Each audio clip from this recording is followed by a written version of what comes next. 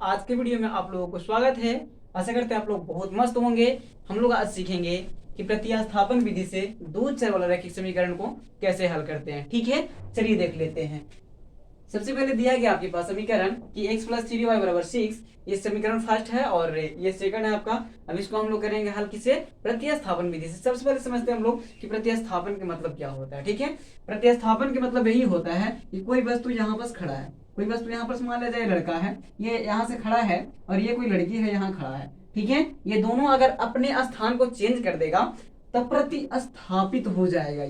ये चला गया यहाँ, यानी कि लड़का यहाँ चला गया, लड़की यहाँ गया, इसको बोलते हैं प्रतिस्थापित। यानी कि इसके जगह पर ये, उसके जगह पर ये, यानी कि प्रतिस्थापित हो गया। ठीक है, इसी को बोलते हैं प्रतिस्थापन करना, प्रतिस्थापित करना। ठीक है, चलिए आशा करते हैं ये आपको समझ में आ गया होगा। अब हम लोग चलते हैं समीकरण की ओर। समीकरण में आपको दिया गया है, इसको हल करना प्रतिस्थापन विधि से।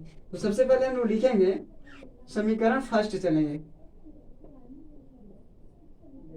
फर्स्ट से। समीकरण फर्स्ट क्या है आपके पास? तो x + 3y = 6।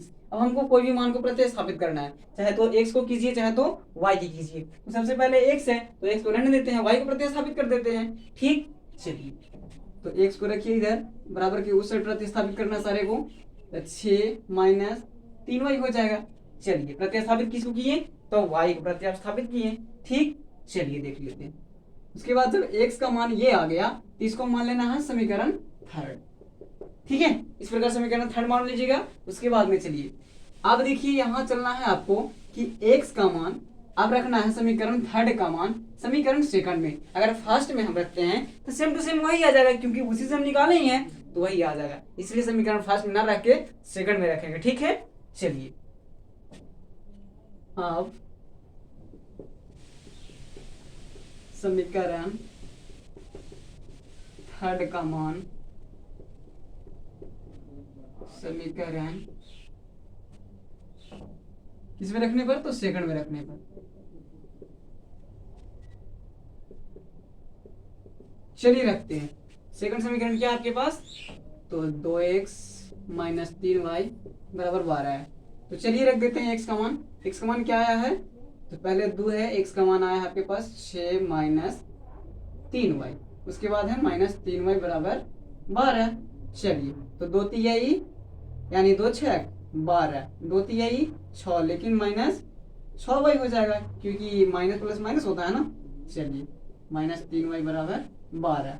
अब देखिए यहाँ बस हो गया, 12 को उधर खींच लीजिएगा। चलिए तो खींच लेंगे हम लोग, लेकिन -6 और -3 कितना हो जाएगा? -9y = 12 - 12 होगा ना।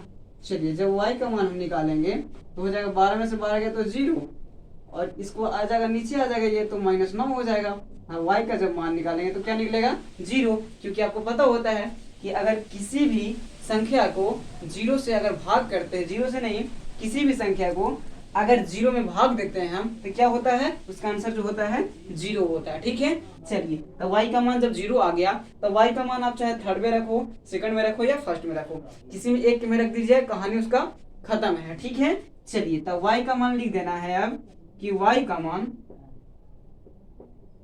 सबसे आसान होगा आपको थर्ड में रखना। y का मान समीकरण, चलो थर्ड में रख देते हैं। किसमें? थर्ड में रखना है हम लोग को। थर्ड में क्यों रखेंगे? क्योंकि x का मान निकला हुआ था, x का मान ही हम लोग को निकालना है, क्योंकि y का मान तो निकल गया ना, तब x का मान निकालना है। चलो तो थर्ड समीकरण क्या है आपके पास? x = 6 - 3y, यही ना। चलिए तो x = 6 - 3 का 3 और y का मान क्या निकला? 0, तो 0 रख देना है। अब x बराबर जब निकालेंगे तो 6 का 6 और -3 में 0 से गुना करेंगे तो 0। अब x = 6 में -0 यानी कि 6, आंसर लिख देना है।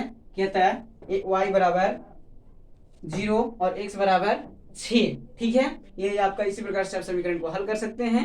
चलिए आपको दो समीकरण को हल करने के लिए 2 विधि से बता दिए हैं, और तीसरा विधि जो है ब्रजगुणन, वो अगले वीडियो में हम लोगों को दे देंगे।